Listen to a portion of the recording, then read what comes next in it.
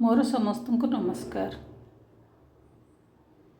Hello friends, मोर Odia channel fire food रे आपण मानक समस्त को स्वागत करुच्ची।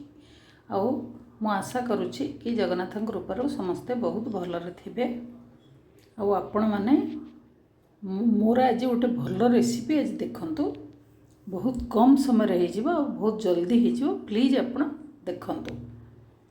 आउ मो चैनल को प्लीज सब्सक्राइब करेंगे, लाइक करेंगे और शेयर करेंगे। मो फायर फूड चैनल एमतिया सेटा तैयारी है देखंतु। नकला परे जानी परिबेनी, प्रथम आग देखंतु तापरे करिवे।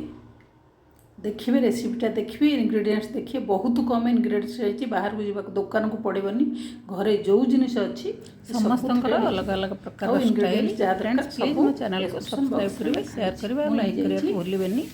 एटा नैची अधा किलो तार अरुआ चाउल 100 ग्राम नैची 100 टिके अधिका 1/4 सेवन डाली तापर 2 चम्मच बिरी रे मेथी चाउल रे मेथी पकेबनी और बिरी चाउल बहुत बढ़िया अलग बाटी ताकू दिगंडा खंड भिजे दे रख देली। तापर बाटी सारी के पुनी 4 घंटा फर्मेंटेशन पे 4-5 घंटा रख देली फर्मेंटेशन पे।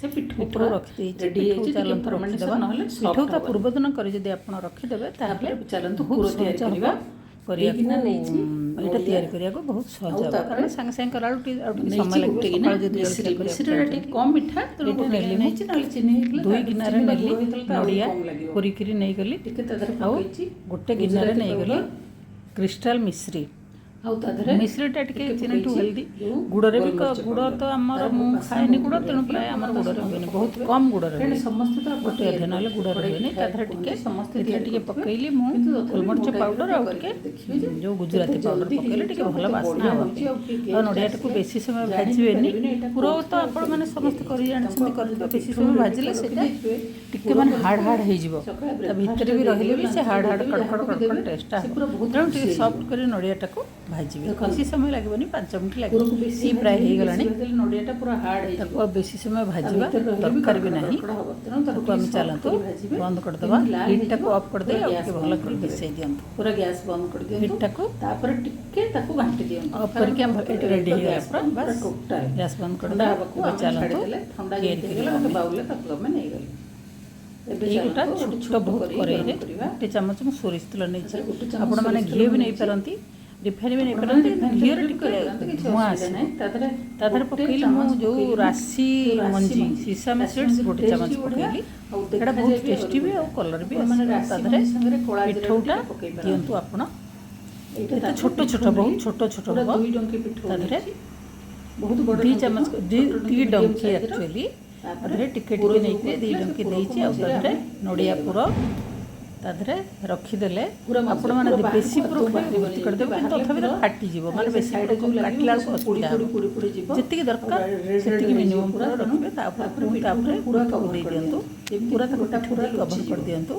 से अपने आप से निजे निजे सेट हो तो आपको पूरा सेट होया दरकार ना। जेम से गरम हबो से धीरे धीरे चिकन हो जिवो। सॉरी तळे एबे ताको घोड़ै दिंतु प्राय 2.5 डंकी पिठो 1.5 मिनिट खंडे ताको पूरे कम हीट रे घोड़ै दियंतु। एबे ताको 1.5 मिनिट रो 2 मिनिट भीतर तापर ताको काढिले जाने फ्रेंड्स आपण माने बसी दियंतु। और घंटी दबाई देबे जेतेबेले मोर काढी देबा बे देखिबा नवा रेसिपी रो नोटिफिकेशन आसीबो आपण पई सेतेबेले जळी जिवो। नले तापर आ रेसिपी नोटिफिकेशन मिलि जिवो। रेसिपी देखनु केते एटा केडा आराम से एटा बढ़िया कलर रही। और जो हमें से जो पूर्ण तक कहथिले एतिकी तेल आउ तदर तेल बिल्कुल दरकार भी नहीं, बढ़िया देखा बिल्कुल दरकार नहीं होतला। आपण तेल पके परन गुडी दरकार नहीं, सही 1 चम्मच तेल रे जमे कवर कर दे। एटा हे गला गरम हेतला तो माने असुविधा हला काढे ताको उल्टी दबा उथरे से 1 चम्मच तेल रे केते बढ़िया परफेक्ट टेस्ट टोटल 3-4 मिनिट लागिला। आउ रेडी हे गला आपण को खाया मन सब्सक्राइब जो मान करना आती पूरा काट करी आपण को पूरा अधा देकी मेरा प्लीज गोटे छोट जो नवा नवा हम चैनल को सब्सक्राइब लाइक और शेयर करे को बिल्कुल भी भूलिबे नहीं। मो टाइप रो एक कड़ाई पिठा के करी देखिबे तापर हम चैनल को टेस्टी भी बढ़िया नरम भी लाइक बढ़िया शेयर करियो। गोटे हाफ पूरा प्लीज देखिबे नकले जानि परिबनी जे केते जल्दी हे जाउची आ बढ़िया केते टेस्टी आ केते सॉफ्ट केते देखा जाउची भी केते बढ़िया। त पछपटा भी थैंक यू फॉर वाचिंग देखाउची fire food my Odia channel पछपटा देखन केते बढ़िया। जय जगन्नाथ। आउ टेक केयर स्टे ब्लेस्ड आ गोटे भूलिबेनी नुआ रेसिपी सहित पुणी आपन सामने मिलिबी सेतबेले पर्यंत जय जगन्नाथ बाय बेसी लोक भ्यू कले मत बहुत भल लगे जय Jagannath thank you take care bye.